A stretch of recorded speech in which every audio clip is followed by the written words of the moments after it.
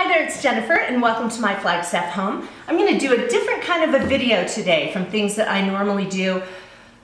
Today is not going to be showing you something or explaining how to do something or whatever. It's just kind of a list of plans that I have. So anyway, I am talking about my winter bucket list. Now, as you guys know, a bucket list is a list usually of things that you want to be able to do before you kick the bucket and die at the end of your life. Some people will have huge things like I want to climb Mount Everest, or I want to run a marathon, or I want to do whatever. But what I'm talking about is just seasonal bucket lists. There's a blog that I read on occasion, and this woman who runs the blog writes bucket lists for every season, and I thought that was a really nice idea because we tend to let life get in the way. Now we have all these ideas, oh, we need to go do this, or oh, when that festival comes to town, or when that concert happens in our town, you know, let's go. And then life gets in the way, and then we just don't.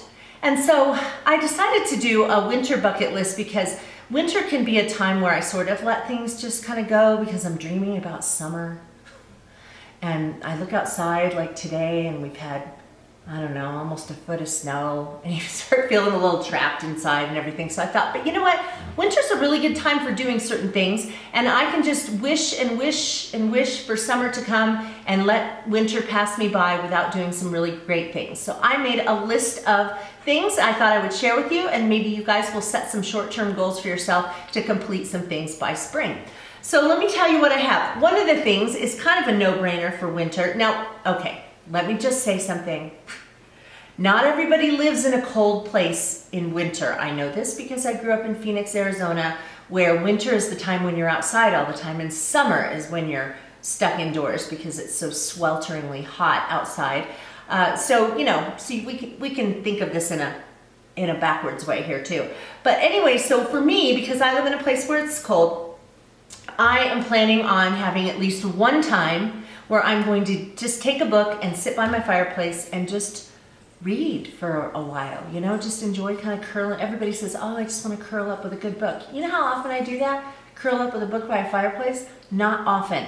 So I want to do that. My husband and I will often say that on a particularly snowy day that we would like to do, you know, like double features. Or one year we said, oh, the next time it snows and it's on a weekend when we're both home, let's just watch all of the episodes of Lord of the Rings, the extended versions. Yes, we are Lord of the Rings geeks. But so anyway, we've done that once or twice. But I thought, wouldn't that be fun, you know, just to have like either a double feature movie night or a movie day, and then just, you know, kind of fix some fun little meal. So I'm going to do that between now and the end of winter. I also want to make some soup. I have some great soup recipes and I just have not made soup, so I want to do that.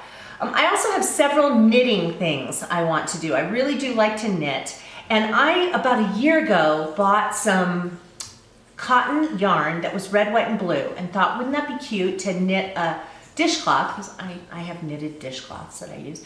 Wouldn't it be fun to make one that I could get out for the month of July? And I just haven't done it. So I thought, well, you know, a dishcloth does not take too much time to knit. And the great thing about a dishcloth is that if you mess up, it's just a dishcloth. So, and the other thing is usually the patterns are pretty simple, so you can watch TV while you're knitting. So that's going to be one thing. I am also making this Beekeepers Quilt. It's got these little things called hexapuffs. You know, they're like little six-sided stuffed puffy things that then eventually get all put together into a quilt, but you have to make all these individual puffs. And they're actually kind of fun to make. And I got into making those, and then the holidays came, and I kind of just got out of it and haven't gotten back into it. So I want to make 20 of those. They're small. So I want to make 20 of those before the end of winter. And also, my husband and I like to do Christmas gifts where we put together a bunch of different little things, and we often put in some homemade things. Like this last year, he made some homemade vanilla extract, and I made some homemade pasta sauce from the tomatoes and herbs that were in my backyard, and canned those and everything. So anyway, I was thinking, well, why don't I knit a few dishcloths, and then those can be some things that get tossed into presents next year. I have some organizational projects I want to do. If you're not familiar with my other channel, Busy Being Jen, I'll link it in the space below so you can check that out. I have videos about beauty products and things like that, but I have a lot of things about organizing your home. And so I have some things that I'm going to do this winter, organizing my refrigerator. Also going to organize, there's one section of my pantry that I can't stand, and I'm going to organize that. And also, I'm going to organize my spice cabinet, and that one kind of has the beginnings of an organizational system in it, but it's not organized the way I want it to be. I'm also going to make some homemade pasta. I was given a pasta maker about a year and a half ago, I guess, and I tried it once and it didn't turn out very well, and I've got to give that a try again. So I'm going to do that. I'm also going to make a batch of homemade pizza. This is something I do, but I mostly do it in the summer, and I don't know why I do it in the summer. So I'm going to make some homemade pizza in the winter.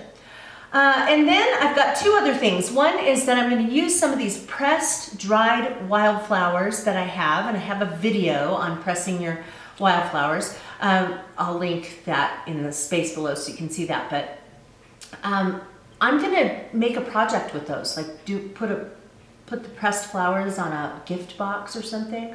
So I want to do that. I've been saying I was going to do that for a while to myself. And the last thing is I have a loft right here that has the potential to be an office, except it's not organized the way it needs to be a good office for me. And so that is another thing. I've actually started working on the bookshelves up there, and so I want to finish that one. I know I'll finish that one before the end of winter. So those are a lot of different things, but I don't think it's too ambitious, because some of them are just enjoyment things, and some of them are organizational, some are crafts. They're just kind of getting myself to do the things that I have said I wanted to do and the things I love to do. So I would just say to, if you like the sound of this, to just think of a few things that you would like to finish before the end of winter, and then get going on those things. Or maybe you have some events that go on in your town this time of year or in your city, and you just don't want to miss those things. You might want to write those things down or put them on a calendar and just kind of get yourself going so you don't let life pass those things by. So anyway, I hope this was helpful for you and gave you some ideas for projects, and I hope that you guys are doing well. Thanks so much for watching, and if you're not currently subscribed to My Flagstaff Home, hit that button right there. YouTube will let you know when I upload new videos, and I'll see you again. Bye-bye.